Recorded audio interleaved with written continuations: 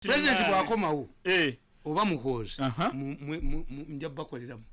naye kasanda banga Muhoozi tazze nga nono tazze I'm going to join the opposition misana tu tamale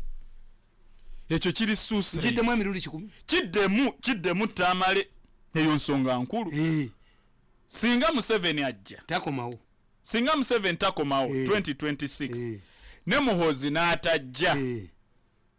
ogenda kuddawa join the opposition misana tu nga nzirayo waffe ekalagala jinnava mu kibiina wava mu kibiina omuntu bwakaddi wayita w'empeta tugendeefola wakima mukazi w'empeta tamale odda mu kibiina ky'abajjajja ndaba wammawo Democratic Party nanti era gye wali ngoddayo Democratic Party abande beminiramu from byofuzi batugamba entamu gye wali ofumbyevu if I'm not going to be part, if I'm going to be if I'm not going to be in your future plans omusajja anyigiriza emyaka 8 abaana ne batasobola singa siri musajja mukozi what will happen if he becomes the president kati oba ovaayo okumulemesa namulabanga ayogera nanga ndi bannaye ensonyiwa naye mirundi nenfuna obwa president musalako omutwe nemukubira ddala kati tosobola naye mukkiriza kufuuka sibakwata ebyuma bya zeggulu waliwo basikwata wamma ensonga lwaki ne Besigye tomuwagira kubanga teweeraba mu future plans zaabwe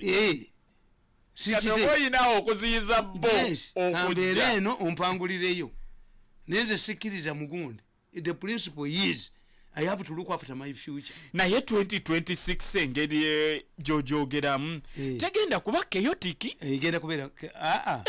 lwabogo ye richest man mu ggwanga era bw'osoma katabo kange nkubuulira tasobola ye richest man tasobola kudamaging economy nga tetulina sudiiri wabula nakugamba mu katabo kange nkugamba when you read my book oyinza okulowooza mpagira nze nabagamba nti mumuleka yeesimbewo Lion and the Masai warrior bw'okasoma oyinza okulowooza muwagira no nze nso nkulaga gundi ne bwe bali balowooza nti Lwabogo is a self-made person. Lwabogo knows that as the protection of his father-in-law is going to be short-lived. Whether he likes or not, he is going to retire. Kakati is looking for new allies. Yes. Ekitegeeza future ye tekyali mu ssezaala we. They can clash now. 2026 ogi predicting otya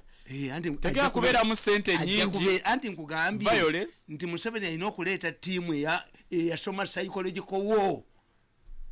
terukyali lutawo lwa masasi ojja kusanga Uganda gye twagala Uganda empya nga Profesa Wemakerere